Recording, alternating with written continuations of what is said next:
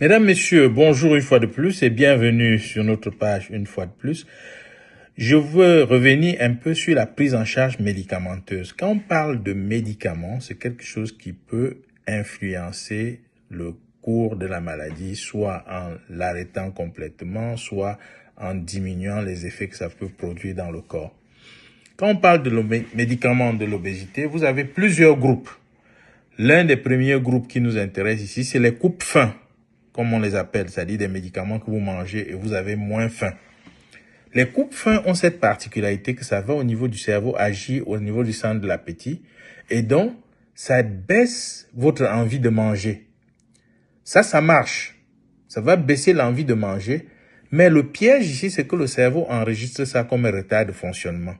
Et dès que vous allez arrêter de prendre, comme ça va arriver un jour ou l'autre, vous allez arriver de prendre les médicaments, l'appétit va se multiplier par 4 ou 5 parce que le cerveau considère ça comme une opportunité de rattraper le retard qu'il a pris depuis longtemps. Donc, il va multiplier l'appétit par 4, 5 fois et plus pour vous permettre de rattraper. C'est pour ça que les gens qui ont perdu du poids parfois 1 an sur ces coupes-faim se voient revenir au point zéro ou non plus en moins d'1 mois après l'arrêt des traitements. On appelle ça l'effet rebond, c'est-à-dire que vous prenez, vous maigrissez, vous arrêtez, vous prenez et vous reprenez pour maigrir. Ainsi de suite, ça n'en finira pas. Donc voilà l'inconvénient majeur des coupes-faim. Et ces derniers temps, il a été décrit des inconvénients sur le cerveau, la survenue de cancers à partir de certains médicaments coupe-faim qui ont été beaucoup retirés du marché. Un autre groupe de médicaments, c'est ceux qui empêchent l'absorption de graisse au niveau intestinal et qui éliminent les excès de graisse. Dans cette catégorie, vous avez l'Orlistat.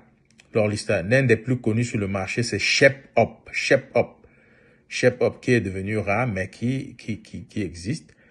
Ce produit a la particularité de réduire l'absorption de la graisse au niveau de l'intestin et d'éliminer l'excès de graisse que vous avez consommé dans votre repas. Ça veut dire que quoi? Si vous avez mangé, par exemple, le quem avec l'huile rouge ou bien le ndolé avec l'huile raffinée, si quand vous allez à la selle le lendemain, vous allez voir l'huile sur le pot, c'est-à-dire vous allez voir l'huile raffinée, ou bien si c'est un repas à l'huile de femme comme le taro, les pilets et tout ça, vous allez retrouver l'huile rouge entièrement.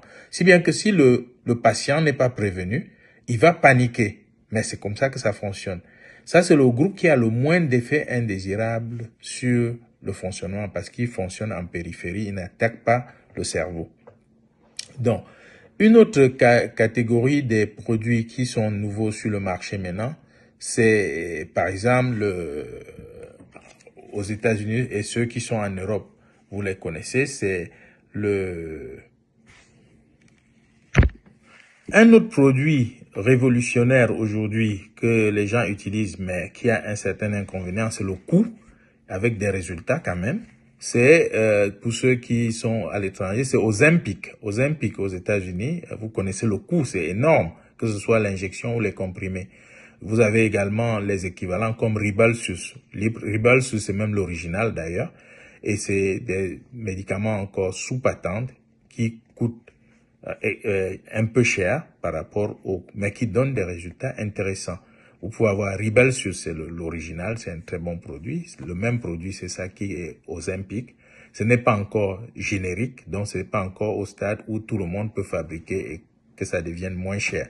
Donc, voilà des produits qui sont révolutionnaires aujourd'hui pour l'obésité, mais une limite pour ces nouveaux produits, c'est le coût.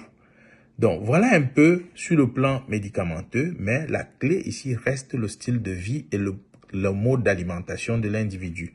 Et garder à l'esprit, nous sommes ce que nous mangeons et comment nous mangeons, et que la clé ici du fonctionnement de l'organisme, c'est l'insuline.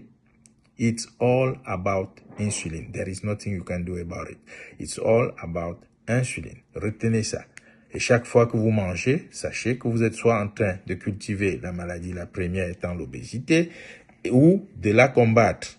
Donc, espacez les repas pour ceux qui prennent plus de repas par jour. Gardez l'hydratation permanente parce que il y a des vidéos là qui circulent qui disent que non, il faut pas boire l'eau. L'excès d'eau fait gonfler le corps. C'est faux. L'excès d'eau ne fait pas gonfler le corps. Un corps qui retient de l'eau est malade. Si un corps gonfle parce que vous avez bu de l'eau, ça veut dire que le corps est malade. Et il faut chercher la maladie qui fait retenir de l'eau. Un corps normal ne retient pas de l'eau. Vous n'avez qu'à tester vous-même. Prenez 1 litre d'eau à la fois et vous allez commencer à pisser. Parce que le corps ne garde pas. Vous allez pisser jusqu'à ce que ça sorte. Donc, faites très attention aux vidéos qui circulent, qui vous disent de ne pas boire l'eau, l'eau va faire ceci. Voilà. Non, il faut vous hydrater normalement. Il faut respecter les règles. Et gardez à l'esprit que les quantités d'eau que vous buvez sont individuelles. J'ai vu également d'autres vidéos où on dit qu'il faut boire 2,5 litres d'eau par jour. C'est bizarre. Et c'est ça quand les profanes se mêlent de quelque chose. Ça, c'est des chiffres que les réanimateurs donnent pour des sujets couchés qui n'ont d'autre recours que l'assistance. Donc, les quantités d'eau varient selon que vous soyez en activité, au soleil ou au bureau, en fonction des individus. Voilà.